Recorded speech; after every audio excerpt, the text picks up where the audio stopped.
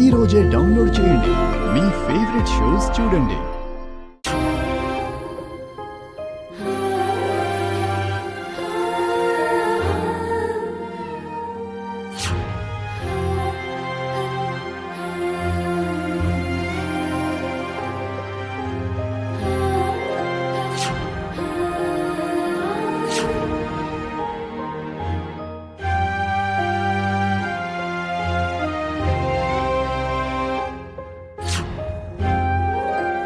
మీరు నాకు దూరం అవ్వాలి అనుకునే కొద్దీ నేను మీకు దగ్గర అవుతూనే ఉంటాను.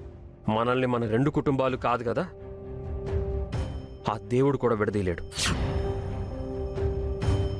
అహల్య, నేను ప్రేమించి పెళ్లి చేసుకున్న నా భార్య. ఇంకొక్కసారి ఆ ఇంట్లో నుంచి నేను బయటకొచ్చే సిచ్యువేషన్ వస్తే ప్రాణాలతో రాను, నా శవమే వస్తుంది.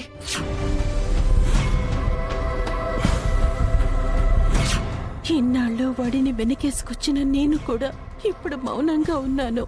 పాపం, నేను మాట్లాడట్లేదని వాడు ఎంత బాధపడుతున్నాడు. నా పిలుపు కోసం ప్రతిసారి వాడు నా వైపు ఆశగా చూస్తుంటే నా గుండె పత్తలవుతుందండి.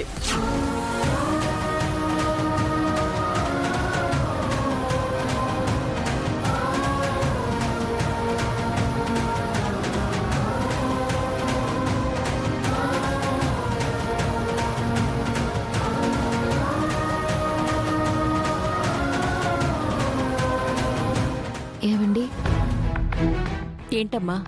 నా కోసం మీరొక్క సాయం చేస్తారా? అయ్యో, ఇంట్లో అందరికీ సాయం చేసే నువ్వు నా సాయం అడుగుతున్నావా? చెప్పమ్మా. నా వల్ల అవ్వగలిగిందైతే తప్పకుండా చేస్తాను. మీరు మీ అబ్బాయితో మాట్లాడాలి.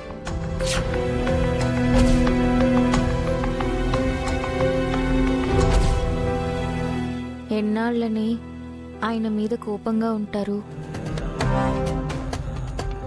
తల్లి కొడుకులు మాట్లాడుకోకపోవడం ఈ కుటుంబానికి మంచిది కాదు.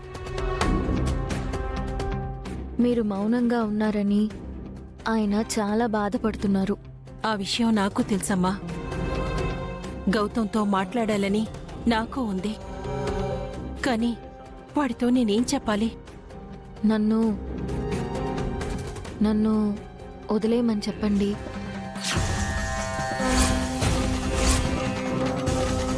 నాకు విడాకులిచ్చి అదితిని పెళ్లి చేసుకోమని చెప్పండి.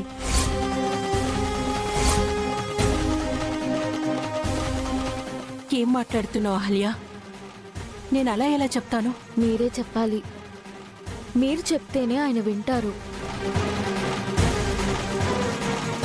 విడాకుల పత్రాలపై ఆయన సంతకాలైతే చేశారు, కానీ నన్ను విడిచిపెట్టడానికి, అదితిని పెళ్లి చేసుకోవడానికి సిద్ధంగా లేరు. ఆయనకి దూరంగా వెళ్ళాలని నేను ఎంత ప్రయత్నించినా ఆయన నాకు అంత దగ్గర అవుతున్నారు.